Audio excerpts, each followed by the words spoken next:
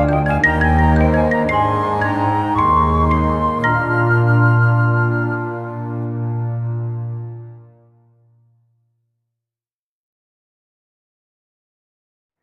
Back students, હું Nishant ગતિરા મેથ્સના super રિવિઝનમાં તમારું ફરીથી સ્વાગત કરું છું.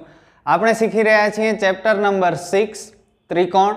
આ એનો સેકન્ડ પાર્ટ છે. ફર્સ્ટ પાર્ટમાં આપણે બહુ સારી ખાલી જગ્યાઓ શીખ્યા, જ્યારે આ સેકન્ડ પાર્ટમાં પણ બહુ જ સારા સમ્સ આપણે શીખવાના છીએ. જો ફર્સ્ટ પાર્ટ ન જોયો હોય તો પહેલાં એ જોઈ લેજો, ત્યારબાદ આ સેકન્ડ પાર્ટ.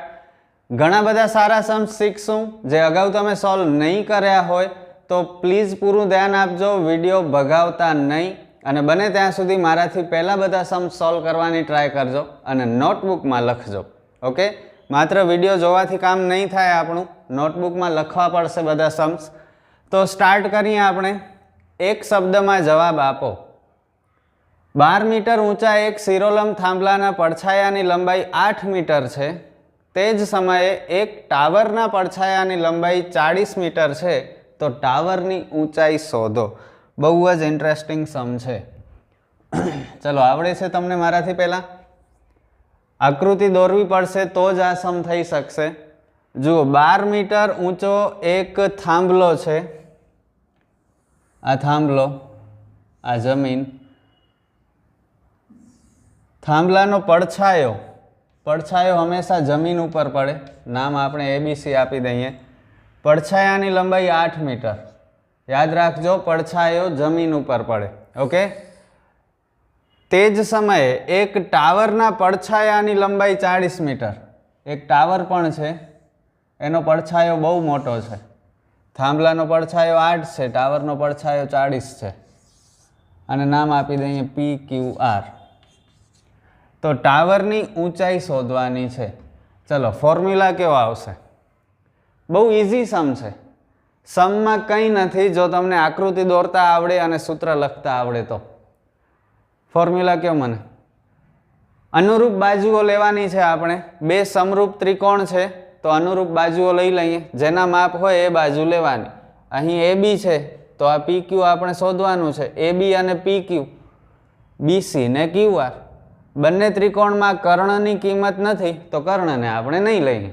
ઓકે, તો AB છેદમાં PQ બરાબર BC છેદમાં QR. PQ શોધવાના, BC 8, QR 40, ચોકડી ગુણાકાર કરવાની કોઈ જરૂર નથી, એમ જ રહેવા દે.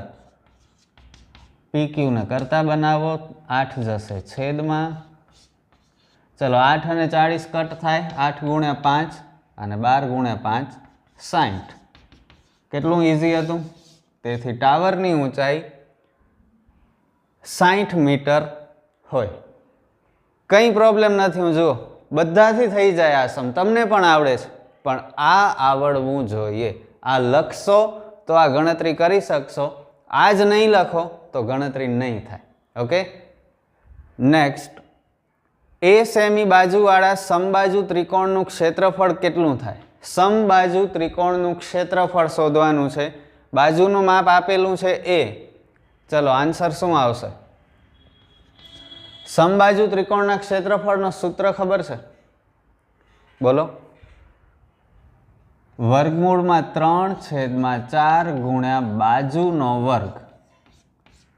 બાજુ આપેલી છે, કઈ છે? A. તો અહીં આપણે A મૂકી દઈએ એટલે આપણો સમ ઓવર. બસ, આ આન્સર આપણો. વર્ગમૂળમાં 3/4 ગુણ્યા, વચ્ચે કંઈ ન હોય તો ગુણાકાર, બાજુની કિંમત A છે તેનો વર્ગ, 3/4 A વર્ગ. આ આપણો ફાઇનલ આન્સર, અને 1 માર્ક પણ મળી ગયો. થર્ડ સમ. ત્રિકોણ ABCમાં AB 11 સેમી, BC 60 સેમી અને CA બરાબર 61 સેમી હોય તો ત્રિકોણ ABC નો પ્રકાર જણાવો. હવે ત્રિકોણના પ્રકાર કયા કયા હોય? કોઈ સમબાજુ ત્રિકોણ હોય, કોઈ સમદ્વિબાજુ ત્રિકોણ હોય, કાટકોણ ત્રિકોણ હોય, વિષમબાજુ ત્રિકોણ હોય. ઓકે, તો આ બધા એના પ્રકાર છે. હવે રકમ ઉપરથી એટલી તો ખબર પડી શકે છે આપણને, AB 11, BC 60 અને CA 61 ત્રિકોણની ત્રણેય બાજુ છે. ત્રણેય બાજુ જુદી જુદી છે એટલે આ ત્રિકોણ એબીસી સમબાજુ ત્રિકોણ તો નથી જ. કોઈ પણ બે બાજુના માપ સમાન નથી એટલે સમદ્વિબાજુ ત્રિકોણ પણ નથી. તો હવે બચ્યા ક્યાં? એક કાટકોણ ત્રિકોણ અને બીજો વિષમબાજુ ત્રિકોણ. ઓકે, તો સૌથી પહેલા જ્યારે આ ટાઈપનો સમ પૂછાય તો કાટકોણ ત્રિકોણ છે કે નહીં તે ચેક કરવાનું. જો કાટકોણ ત્રિકોણ થઈ જાય તો ભલે તે આન્સર આવશે, નહીતર પછી આ વિષમ બાજુ થઈ જશે, કારણ કે ત્રણેય બાજુ જુદી જુદી છે એટલે વિષમ બાજુ તો થાય જ છે. ચેક કરવાનું છે કે કાટકોણ છે કે નહીં. કેમ કરશું? ચલો, બધું મેં તમને હિન્ટ આપી દીધી કેવી રીતે સમ કરવું. કાટકોણ ત્રિકોણ છે કે નહીં તે સાબિત કરવાનું છે. તે કેમ કરશું?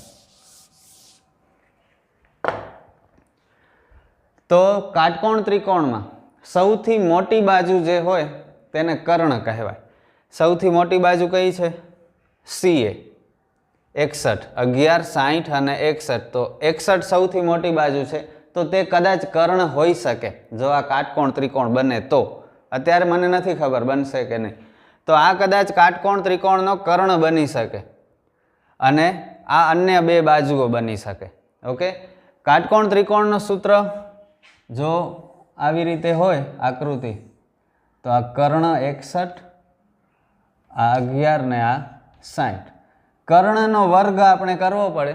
જે જવાબ આવશે તે આ બંનેના વર્ગના સરવાળા જેટલો થશે. ઓકે, જાજી કન્ફ્યુઝન આપણે નથી રાખતા.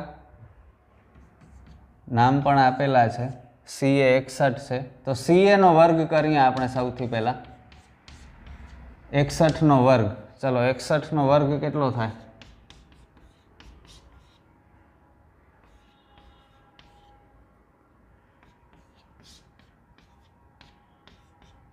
37, 21 અને બાકીની બે બાજુના વર્ગોનો સરવાળો પણ કરી નાખીએ આપણે. 11 નો વર્ગ પ્લસ 60 નો વર્ગ. 11 નો વર્ગ 121, 60 નો વર્ગ, 60 નો વર્ગ જરૂર નથી, 6 નો વર્ગ કરી લેવાનો, 36. જેટલા 0 હોય એના ડબલ 0 મૂકી દેવાના, 3600. તો કેટલા થયા? 37, 21. તો આ બંને સમાન થયા. જુઓ, તો આપણે આવી રીતે લખી શકીએ, AC વર્ગ બરાબર AB વર્ગ વત્તા BC વર્ગ. આ કયો સૂત્ર છે? પાયથાગોરસનો. પાયથાગોરસનો સૂત્ર કયા ત્રિકોણને લાગુ પડે? કાટકોણ ત્રિકોણને લાગુ પડે. એનો મતલબ આ ત્રિકોણ ABC, સોરી, આ ત્રિકોણ ABC નો પ્રકાર કયો હશે? કાટકોણ ત્રિકોણ હશે. ખ્યાલ પડી ગયું કેવી રીતે કરવાનો સમ? ચલો નેક્સ્ટ. ત્રિકોણ ABC માં AD મધ્યગા છે. જો મધ્યગા વાળો સમ છે. અગાઉના વિડીયોમાં એક દ્વિભાજક વાળો આપણે સમ શીખ્યા હતા. આ મધ્યગા વાળો સમ છે. બધું તમારા માટે નવું છે. આખા વર્ષમાં તમે કદાચ નહીં શીખ્યા હો તો હવે ધ્યાનથી શીખજો. તો ABC માં AD મધ્યગા છે. AB 6 સેમી, AC 8 સેમી અને AD 5 સેમી હોય તો BC શોધો. વિચારો જરા. ચલો, થઈ શકે છે તમારાથી?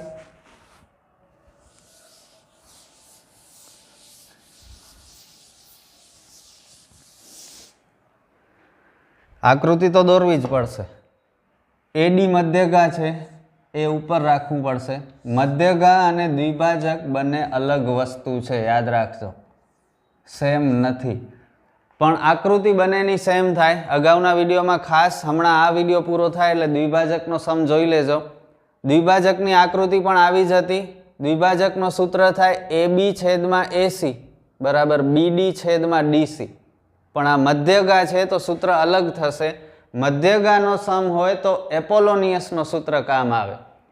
જે તમને ખ્યાલ નહીં હોય વાંધો નહીં, પણ હવે યાદ રાખજો. જુઓ, ફૂલ માર્ક્સ જે લોકોને લેવા છે, 95+ માર્ક લેવા છે, A1 ગ્રેડ લેવું છે, એ લોકો માટે આ સમ છે. મીડિયમ રેન્જના સ્ટુડન્ટ્સ, વીક સ્ટુડન્ટ્સ, એ લોકો આ સમ સ્કીપ કરશે તો ચાલશે, કારણ કે વધારે પ્રેક્ટિસ નહીં થાય આવા ટાઈપના સમની. તો જે લોકોને માર્ક્સ લેવા જ છે કોઈ પણ હિસાબે, જે લોકોને મહેનત કરવી જ છે, નક્કી જ છે જે લોકોનું, એ લોકો આ સમ પ્લીઝ કરી લેજો, નોટબુકમાં લખી લેજો. તો સૂત્ર શું થશે? ચલો એપોલોનિયસનો AB 6 AC 8 AD 5 મધ્યગાનો સમ હોય તો એપોલોનિયસનો સૂત્ર, અને સૂત્ર કંઈક આવી રીતે છે, જુઓ. AB વર્ગ પ્લસ AC વર્ગ બરાબર નિયમના 2 ગુણ્યા AD વર્ગ પ્લસ BD વર્ગ. BDની જગ્યાએ તમારે DC લખવું હોય તોય ચાલે, કારણ કે આ બંને બાજુ સમાન છે. મધ્યગા એટલે BCના 2, વચ્ચેથી આ લાઈન આપણે દોરી, આ વચ્ચે લાઈન દોરી એટલે આ 2 સમાન ભાગ થઈ ગયા. BD લખો કે DC લખો કંઈ ફેર નહીં પડે. ચલો હવે વેલ્યુ પુટ કરીએ.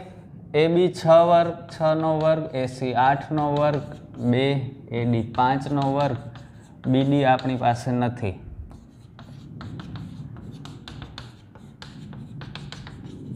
બસ ફોર્મ્યુલા હતું જે હતું તે. હવે તો અંદર બધી કિંમતો મૂકીને ગણતરી કરતા તો તમને બધાને આવડે છે, પણ આ ઇમ્પોર્ટન્ટ વસ્તુ હતી તમારા માટે.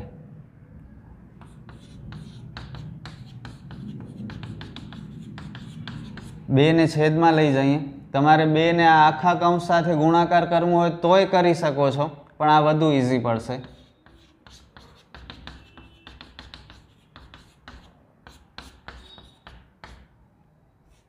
પચાસ ગુણ્યા 2, 25 આગળ આવે એટલે માઇનસ. 50માંથી 25 જાય તો 25, 25 એટલે 5નો વર્ગ, વર્ગ દૂર કરીએ એટલે BD 5 મળ્યા. BD અને DC સમાન છે એટલે DC પણ 5, અને BC આપણે BC જોઈએ છે. જુઓ BC એટલે આ આખી લાઈન કેટલી થશે? 10 થશે. તેથી DC પણ 5. આમ BC બરાબર BD પ્લસ DC એટલે 10 ફાઇનલ આન્સર. ઓકે, તો BCની વેલ્યુ મળી 10. ઇન્ટરેસ્ટિંગ સમ હતો. થોડોક કદાચ ટફ પડશે તમને, કારણ કે આવો સમ તમે નહીં શીખ્યા હો. ટ્યુશનમાં કદાચ શીખવ્યું હશે, સ્કૂલ તો આ વખતે ચાલુ હતી નહીં, પાછળથી ચાલુ થઈ, તો એમાં કદાચ શીખવ્યું હોય તો સારું. પણ રેર સમ છે આ. અત્યારે આ નવા કોર્સમાં, ઓલ્ડ કોર્સમાં હતો, ઘણા સમ્સ મેં આ કરાવ્યા છે આ ટાઈપના, પણ આ ન્યૂ કોર્સ માટે રેર સમ છે તમારા માટે, તો પ્રેક્ટિસ કરી લેજો. ચલો 5મો સમ બહુ સરસ અને બહુ ઇઝી પણ છે. 5, 6 બંને બહુ ઇઝી છે. જોઉં ભલા કેટલા જણા કરી શકે છે.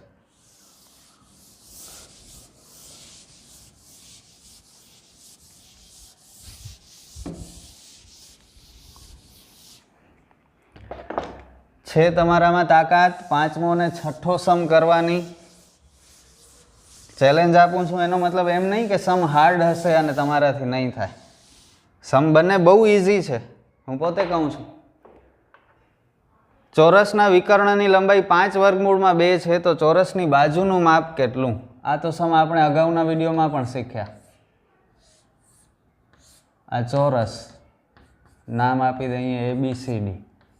આ વિકર્ણ જેનું માપ છે 5 વર્ગમૂળમાં 2. ચોરસની બાજુનું માપ શોધવાનું છે. અગાઉના વિડીયોમાં ચોરસનું ક્ષેત્રફળ શોધવાનું હતું, એનાથી પણ ઇઝી સમ. બાજુનું માપ શોધવાનું છે. બાજુ માટે આપણે x ધારી લઈએ. ચોરસની બધી બાજુ સમાન હોય. કાટકોણ ત્રિકોણ બને છે અંદર, એટલે પાયથાગોરસ.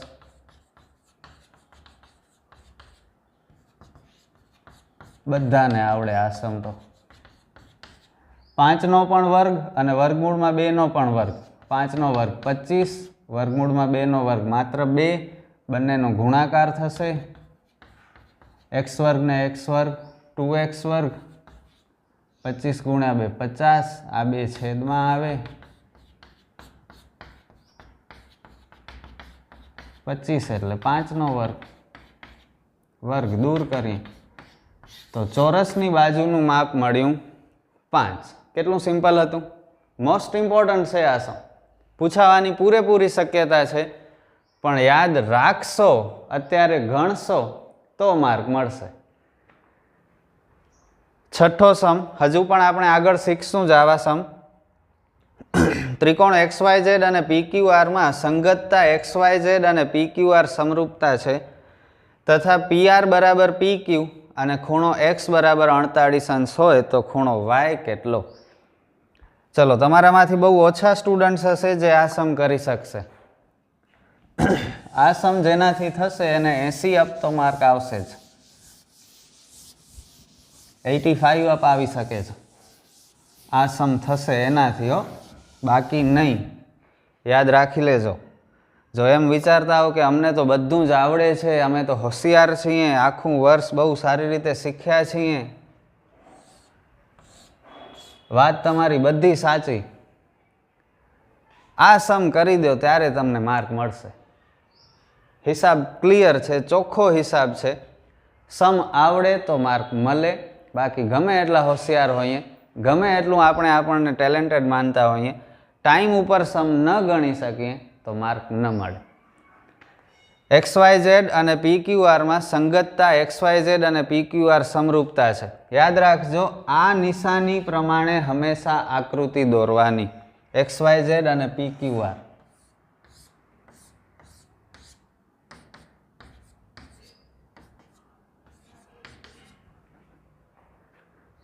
PR અને PQ સમાન છે. આ PR અને PQ આ બે બાજુ સમાન બાજુ છે.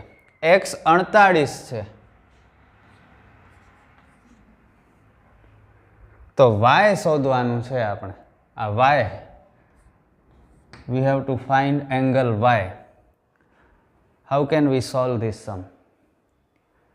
જુઓ, બંને સમરૂપતા છે, સમરૂપ આકૃતિઓ છે એટલે X અને P સમાન થાય. X 48 તો P પણ 48. ઓકે, હવે PQ અને PR બંને સમાન બાજુ છે. 9th સ્ટાન્ડર્ડમાં આપણે શીખ્યા હતા. 9th સ્ટાન્ડર્ડ, વર્ષો પહેલાની વાત છે, જમાના થઈ ગયા. 4 દિવસ પહેલાનું ભૂલી જઈએ છીએ આપણે. 9th સ્ટાન્ડર્ડમાં તો ક્યારે હતા આપણે, અને એમાં પણ માસ પ્રમોશન મળેલા છે આપણને. ઓકે, એક્ઝામ આપ્યા વગર પાસ થયા છે. તો આ તો હવે ભૂલી જ જવાનું છે. 99% વિદ્યાર્થીઓને આ નિયમ ખબર નહીં હોય.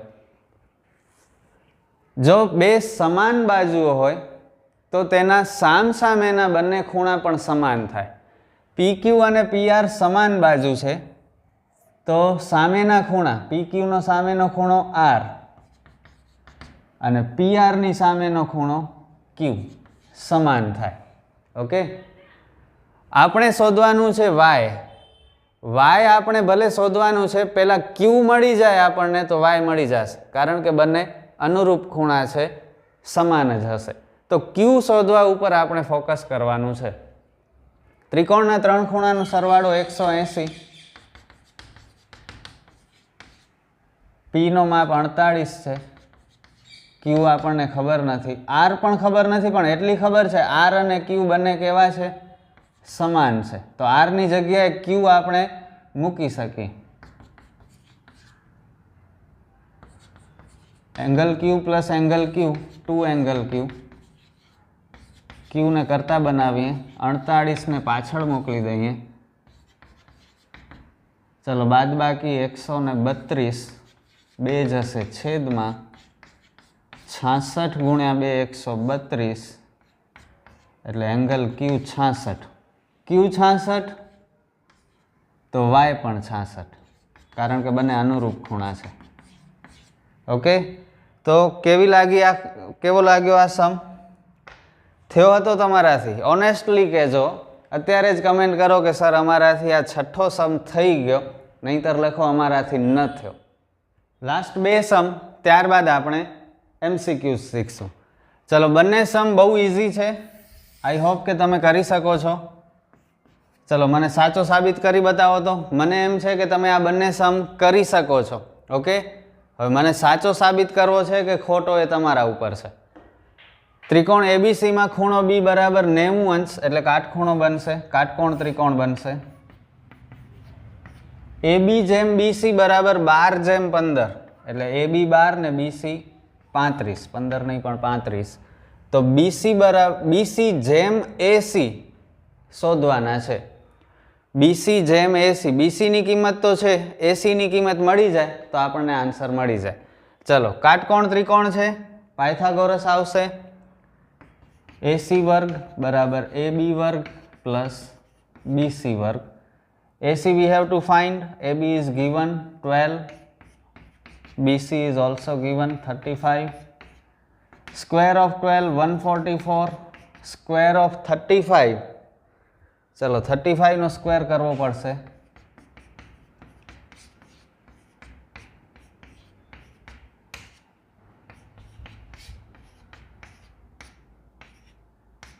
બાર 25, 1225, 1225 પ્લસ 44,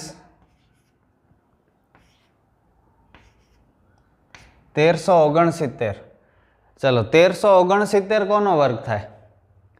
જુઓ, સ્ટાર્ટિંગના બે નંબર જોવાના. જ્યારે મોટી સંખ્યા હોય ત્યારે સ્ટાર્ટિંગના નંબર જુઓ. 13 છે. ચલો 2નો વર્ગ 4 થાય, 3નો વર્ગ 9 થાય, 4નો વર્ગ 16 થાય. તો 9 અને 16ની વચ્ચે આ 13 આવે છે. ઓકે, એનો મતલબ એમ થયો કે 3 અને 4, 3નો વર્ગ 9 તો 30નો વર્ગ 900, 4નો વર્ગ 16 તો 40નો વર્ગ 1600. સમજાય છે શું બોલું છું? તો 900 અને 1600ની વચ્ચે આ 1369 છે. તો 30 ને 40ની વચ્ચે ક્યાંક આન્સર આવશે આપણો. હવે લાસ્ટ ડિજિટ જુઓ, 9. 9 એટલે કોનો વર્ગ? 3નો વર્ગ 9 થાય અને 7ના વર્ગમાં પણ 9 આવે, 49. તો પાછળ 9 છે. તો 33નો વર્ગ પોસિબલ છે આ, અથવા તો 37નો વર્ગ પોસિબલ છે. ચલો શું થશે? 33નો તો પોસિબલ નથી, કારણ કે 35નો જ 1225 છે. તો 33 તો 35 કરતાં નાની સંખ્યા છે, તો એનો વર્ગ 1225થી નાનો થવો જોઈએ. આ મોટો છે તો કેવો આવશે આન્સર? 37 આવશે. તો આવી રીતે વિચારવું પડશે. વર્ગ વર્ગ દૂર કરો, એસી બરાબર 37. અને અહીં આપણને એક નવી પાયથાગોરસની ત્રિપુટી પણ મળી, તો એ યાદ રાખી લેજો. તો નેક્સ્ટ ટાઈમ આ કોઈ કેલ્ક્યુલેશન આપણને કરવી પડશે નહીં. 12, 35 ને 37 આ 3 નંબર યાદ રાખી લેજો. પાયથાગોરસની ત્રિપુટી બને છે. તો નેક્સ્ટ ટાઈમ જ્યારે આ 3માંથી 2 નંબર આવે તો ત્રીજો નંબર આપણને તરત જ યાદ આવી જાય. અને આ વર્કિંગ જે કરી છીએ આપણે, 1 માર્કમાં આની જરૂર નથી. જો ડાયરેક્ટ કરી શકતા હોઈએ તો આપણો સમય બચી જાય. લાસ્ટ સમ, 8th સમ. ત્રિકોણ, સોરી, હજી આનો આન્સર નથી આવે. આપણે શોધવાનું છે બીસી જેમ એસી,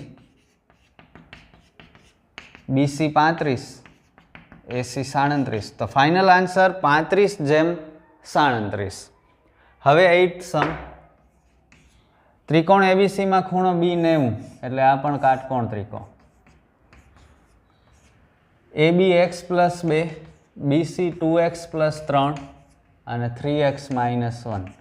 બધી જ બાજુઓના માપ આપેલા છે. તો શું કરશું? ચલો, કાટકોણ ત્રિકોણ એટલે પાયથાગોરસ.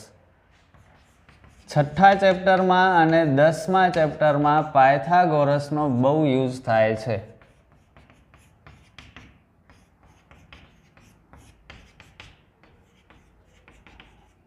આખા કૌંસના વર્ગના અવયવ, આ અવયવ આવડે તો માર્ક મળશે, અવયવ જ ન આવડે તો કંઈ નહીં થાય, સ્ટેપના માર્ક પણ ન મળે. હોલ બ્રેકેટ સ્ક્વેર હોય ત્યારે ફર્સ્ટ ટર્મ સ્ક્વેર, જે સાઇન હોય તે sign as per rule 2 into first term into second term, compulsory plus into second term square. Okay, is equal to અહીં પણ એમ જ ફર્સ્ટ ટર્મ સ્ક્વેર પ્લસ છે તો પ્લસ, નિયમના 2 ગુણ્યા પ્રથમ પદ ગુણ્યા બીજું પદ, ફરજિયાત પ્લસ બીજા પદનો વર્ગ. અહીં પણ એમ જ પ્રથમ પદનો વર્ગ પ્લસ નિયમના 2 ગુણ્યા પ્રથમ પદ ગુણ્યા બીજું પદ, ફરજિયાત પ્લસ અને બીજા પદનો વર્ગ. થોડોક લાંબો થઈ જાય છે સમ, પણ આપણે તો માર્ક જ લેવા છે ને, પૂરા 100માંથી 100 લેવા છે. તો ગમે એવો સમ હોય આપણે તો કરવાના જ છીએ. 3x નો વર્ગ 9x વર્ગ, 2 ગુણ્યા 3 6, 6 એકા 6x પ્લસ 1 x વર્ગ, 2 ગુણ્યા 2 4x 2 નો વર્ગ 4 પ્લસ 4x વર્ગ 2 દુ 4 તેરી 12x પ્લસ 9.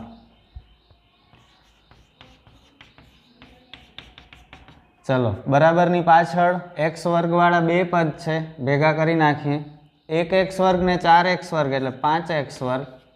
x વાળા પણ બે પદ છે, 4x ને 12x 16x અને અચળ પદ 4 અને 9 13.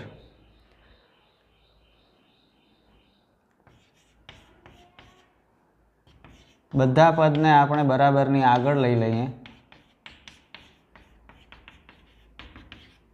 9x વર્ગ માઇનસ 5x વર્ગ 4x વર્ગ -6 અને -16 minus minus plus -22x 1 -13 -12.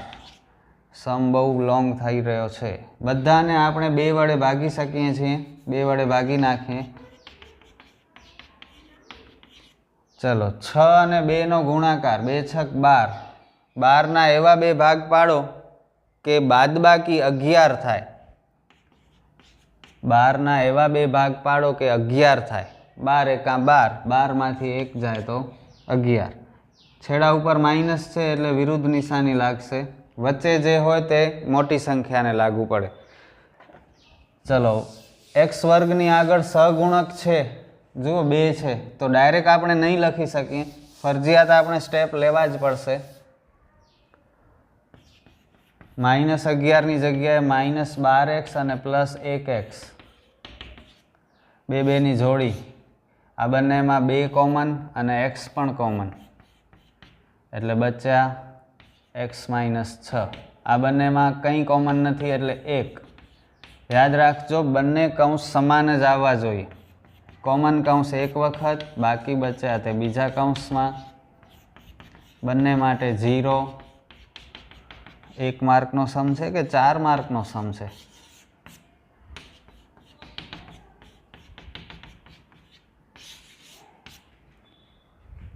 x ની કિંમત માઇનસમાં આવી શકે નહીં.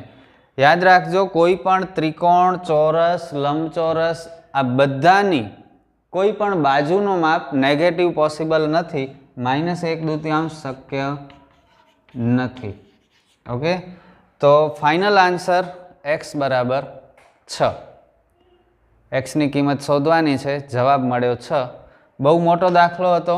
આવો દાખલો ઓછી પોસિબિલિટી છે પૂછાવાની, છતાં પણ મને દેખાણો સારો લાગ્યો.